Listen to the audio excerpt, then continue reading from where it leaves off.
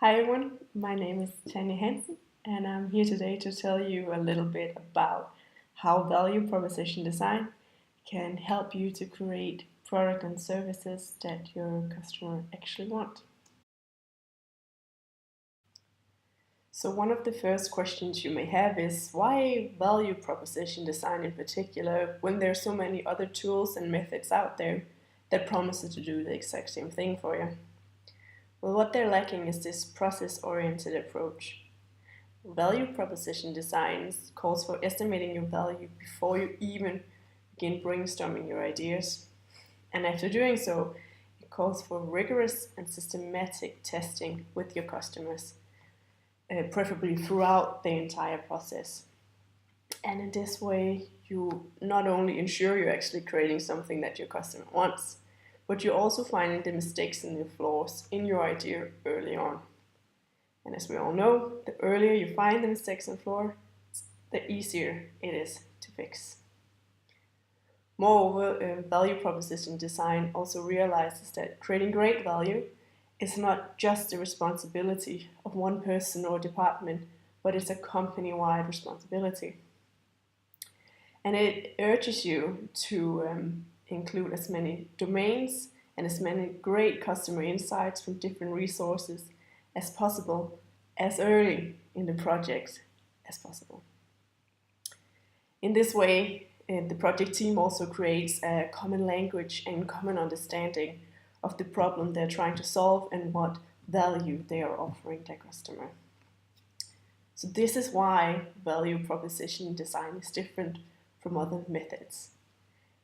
And one of the methods that is most frequently used and most easily accessible in value proposition design is the value proposition canvas.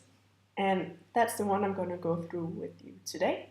And we're going to learn how to fill out and create actual products that our customers want. So the value proposition canvas actually originates from the business model canvas, where it takes a deep dive into two areas, the value proposition and the customer segment. So if you already have a business model and fill that out, you can be inclined to say, well, I've done it. Why can't I just go home and call it a day? But the way you fill out the business model is that you list all the customers and list all the values. But what you fail to do is to see if these values actually solves the needs and wants of these customers. And that is what the value proposition canvas aims to do.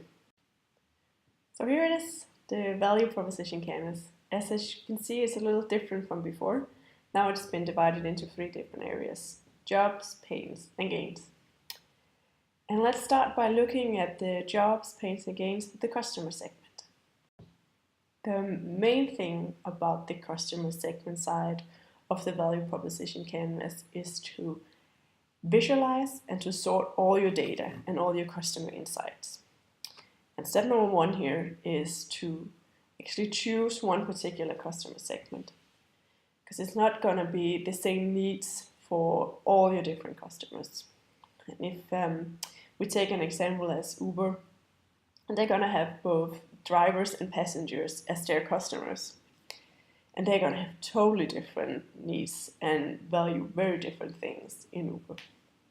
So if we continue with the passengers here, well, then we say we're going to identify as step number 2 their jobs. So things they're going to try to get done.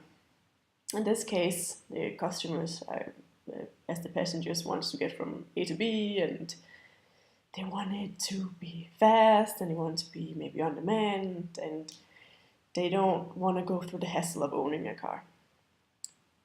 And then you're going to list up the customer pains. And this is the obstacles, risks, and bad outcomes that can occur in doing this job. So it can be there's obstacle of long lines with any form of public transportation, or difficulty howling down cabs, or what do I know. And the last thing you want to do is you want to list all the potential customer gains.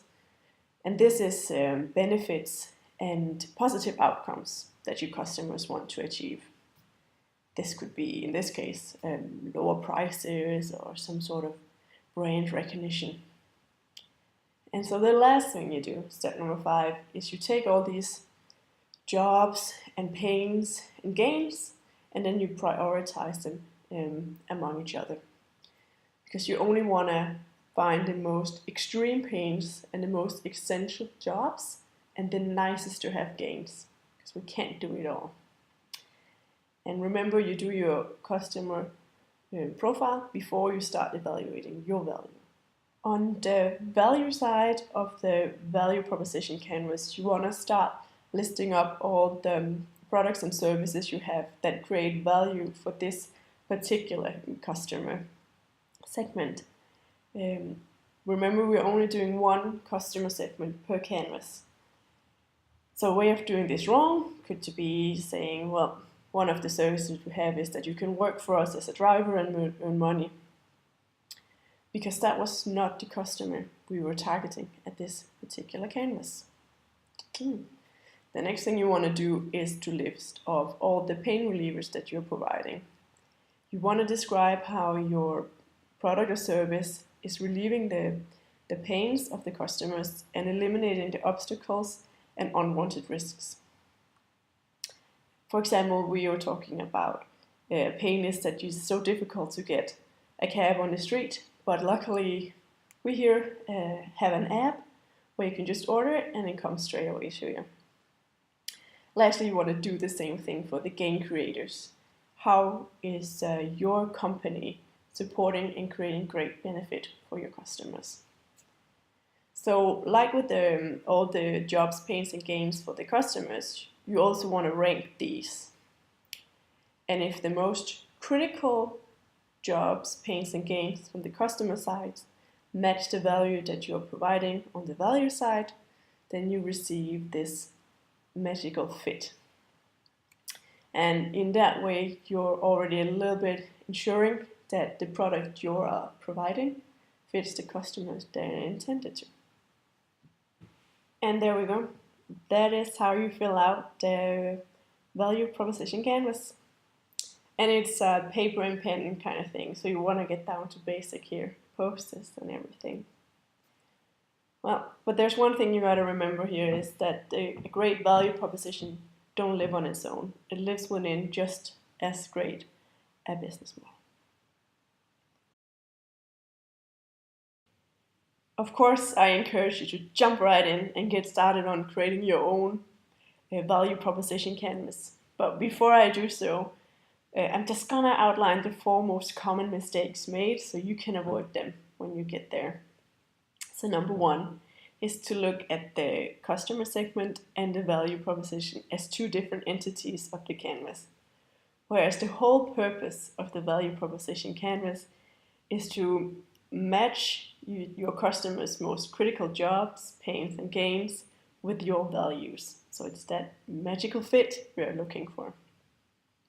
Number 2, and I can't stress this enough, is to don't mix different customer segments into the canvas. One customer, one canvas.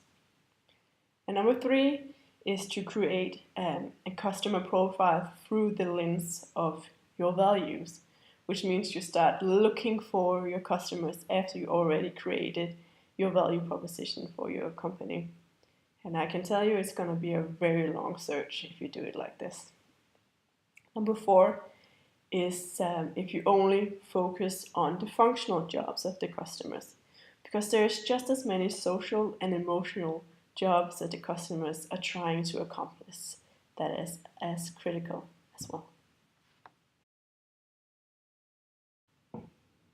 Thank you so much for listening to my presentation on how value proposition design can help you create great products and service that your customer actually want. If nothing else, then I urge you to take these 4 things with you when you leave. 1, get to know your customers. Research, observe, ask, do whatever. But you want to know what your customers are striving to achieve and how you can aid them in doing so. Number 2, this is as much an alignment tool as it is a design tool. This is not meant to be filled out by some intern in the corner. You want to assemble the right team, preferably a cross-functional team with great domain expertise and customer insights. Number 3, focus. You cannot satisfy everyone, and you don't want to. Focus on the jobs and pains and gains that matters the most to your customers. Focus on the most unsatisfied jobs and the most unresolved pains and the most unrealized gains. Get few jobs, few pains, few gains, but do them well. And lastly, don't stop here. Don't let this just be something that gets all dusty in a corner. It can't live on its own. Make it part of your business plan and make value proposition a part of your company strategy. This is the only way you're going to be able to create great products and services that your customer actually want. Thank you.